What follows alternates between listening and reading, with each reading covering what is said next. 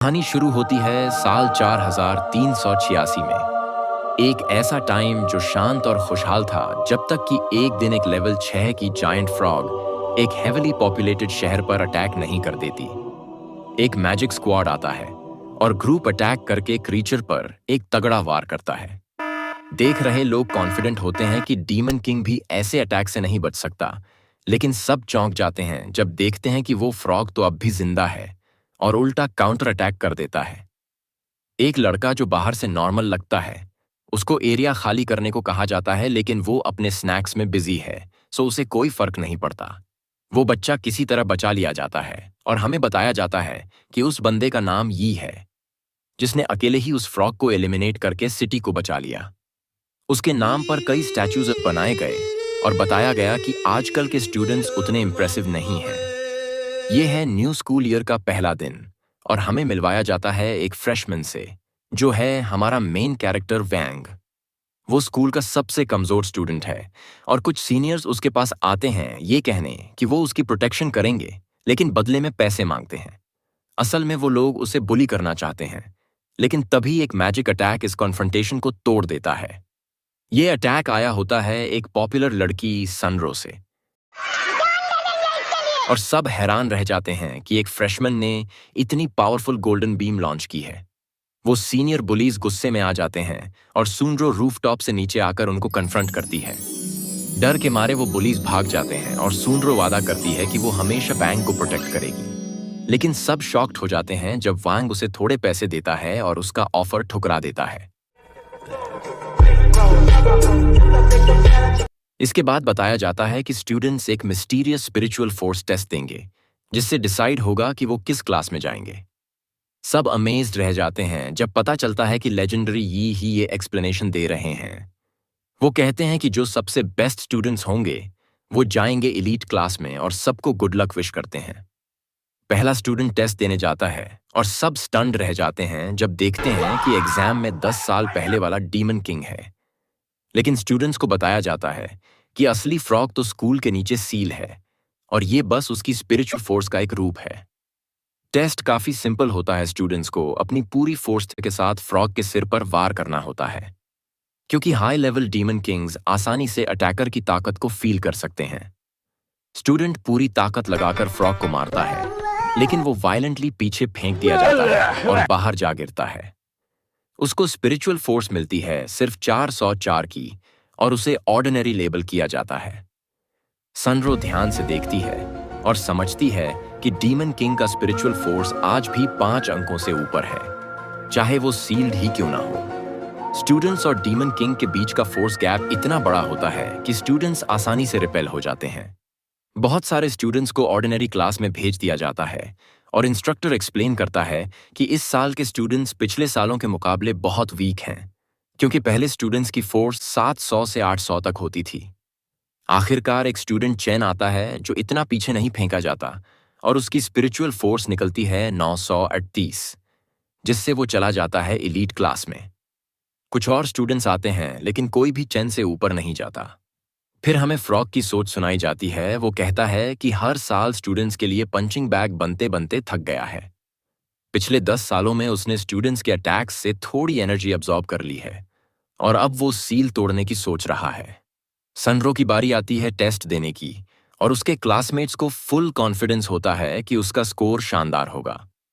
वो फ्रॉग से माफी मांगती है कि उसे इतनी छोटी सी पंच मारनी पड़ रही है, लेकिन सब शॉक्ड हो जाते हैं जब वो पहली स्टूडेंट बनती है जिसने डेमन किंग को पीछे धकेल दिया। उसकी स्पिरिचुअल फोर्स मापी जाती है 2019।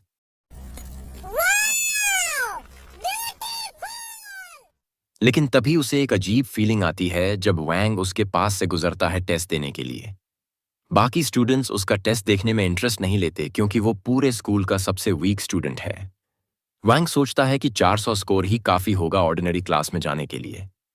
डीमन किंग सोचता है कि बस थोड़ी और एनर्जी अब्सॉर्ब करनी है सील तोड़ने से पहले, लेकिन तभी वो वांग को पहचान जाता है और डर जाता है।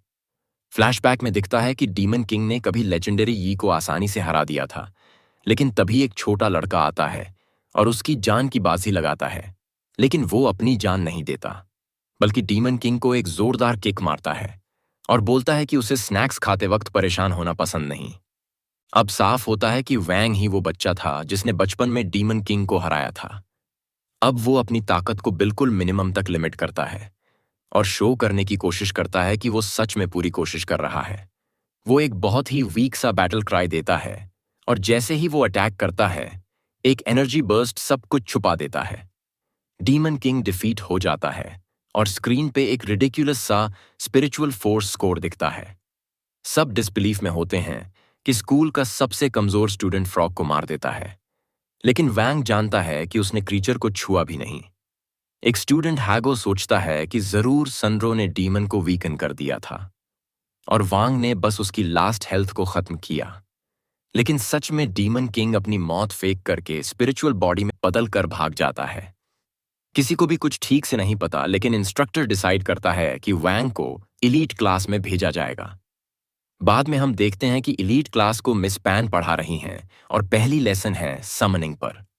वो समझाती हैं कि स्पिरिचुअल बॉडीज हर जगह होती हैं और स्टूडेंट्स को एक पैसेज बनाना होता है जिससे वो स्पिरिट को बुला सकें। जितनी ज्यादा स्पिरिचुअल फोर्स होगी, उतना बड़ा पैसेज बनेगा और उतना पावरफुल बीस्ट समन होगा। चेन सबसे पहले ट्राई करता है और बहुत ड्रामेटिक इनकेंटेशन करता है। वेन्स से ब्लड सैक्रिफाइस करता है डिवाइन ड्रैगन समन करने के लिए, लेकिन सब हंस पड़ते हैं जब उसे एक पिंक वॉन्ड मिलता है।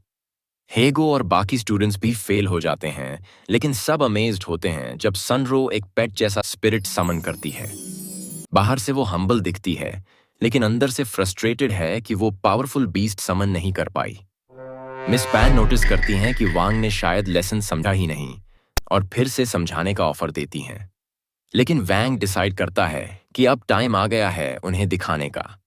लेकिन उसे डर है कि वो क्लियरली सारे स्पिरिट्स को देख सकता है और उसे नहीं पता कि पैसेज से कौन बाहर आएगा। वो अपनी पावर का एक छोटा सा हिस्सा यूज करता है और एक धमाका हो जाता है। धूल छोड़ती है और सनरो एक मोमेंट के लिए देख पाती है कि वो डीमन किंग है। मिस पैन तुरंत रिएक्ट करती हैं और सनरो का पेट स्पिरिट भेजती हैं, जो वैंग के समन के साथ मिलकर एक नया बीस्ट बना देते हैं। स्टूडेंट्स उसे पेट बना लेते हैं और नाम देते हैं फ्रॉगी प्याओ। मिस पैन को अब वांग की असली ताकत में इंटरेस्ट आ जाता है। एक फ्लैशबैक में दिखता है जिस दिन वांग पैदा हुआ था, उसके पैदा होते ही ऑपरेशन रूम में एक्सप्लोजन हो गया और उसके पापा डर जाते हैं। एक नर्स स्ट्रगल करके बताती है कि बच्चा खुद अपनी मां से बाहर क्रॉल करके आ गया। कुछ टाइम बाद वांग के पेरेंट्स एक बड़ी सोड खरीदते हैं जो उसके फ्यूचर के लिए इन्वेस्टमेंट है, क्योंकि उन्हें लगता है कि वांग चुना गया बच्चा है। वांग को बचपन से बहुत नॉनसेंस झेलनी पड़ी क्योंकि वो लोगों के थॉट्स पढ़ सकता है। उसके पापा के मन में चलता है कि वो सोड खुद के लिए खरीदना चाहते थे और मां ने नकली सोड खरीदी थी। वांग जानता है कि ये फाइट तलाक तक जा सकती है, इसलिए वो एक सॉल्यूशन निकालता है। वो खुद पर पेशाब कर देता है ताकि अटेंशन चेंज हो जाए।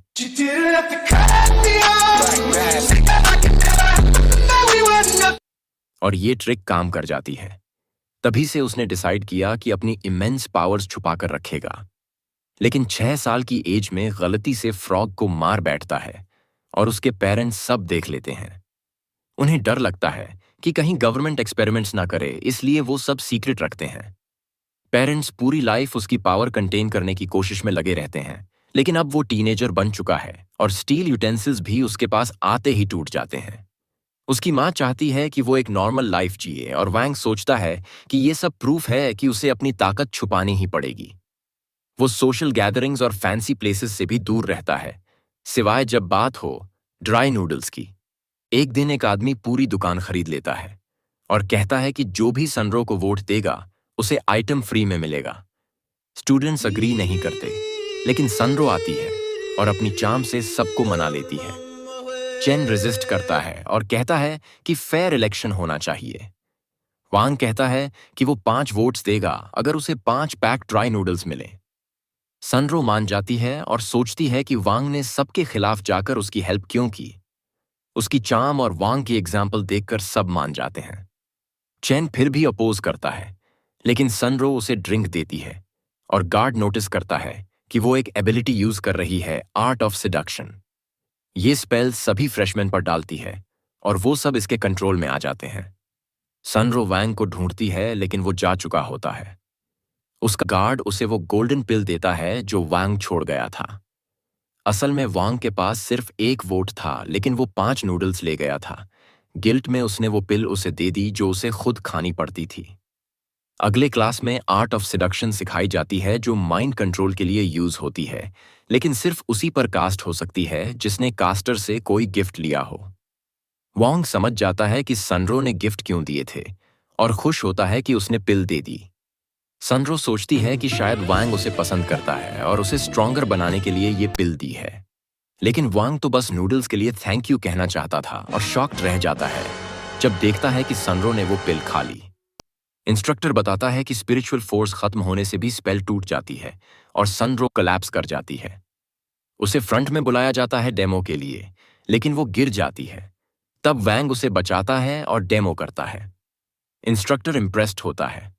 इलेक्शन में चेन जीतता है और इंस्ट्रक्टर फोन पर रिवील करता है कि उसे सब पता था और वो वैंग की पावर से बहुत प्रभावित हुआ है। रात को सनरो सोचती है कि वांग ने उसे हर्ट क्यों किया जब उसने उसकी इतनी हेल्प की थी, और अब वो उसे दिमाग से निकाल ही नहीं पा रही। उसके सिर पर स्पेल का सिंबल भी दिखता है। अगले दिन स्टूडेंट्स प्रिपेयर करते हैं एक क्लास के लिए जिसमें पिल रिफाइनमेंट सिखाई जाएगी और वो कंपेयर करते हैं कि कौन कौन से फर्नेसेस लेकर आए हैं। कुछ स्टूडेंट्स लेटेस्ट टेक्नोलॉजी लाए होते हैं और कुछ बस सस्ते नॉक ऑफ्स। चेन एंट्री लेता है और बताता है कि वो अपने फैमिली का पुराना कॉल्ड्रन यूज करेगा जो जनरेशन से पास होता आया है, और वो सोचता है कि इससे वो सनरो को इम्प्रेस कर देगा।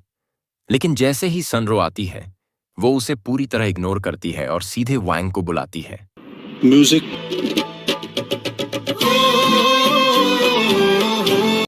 तभी वांग रियलाइज करता है कि उससे गलती से सनरो पर सिडक्शन स्पेल कास्ट हो गया है।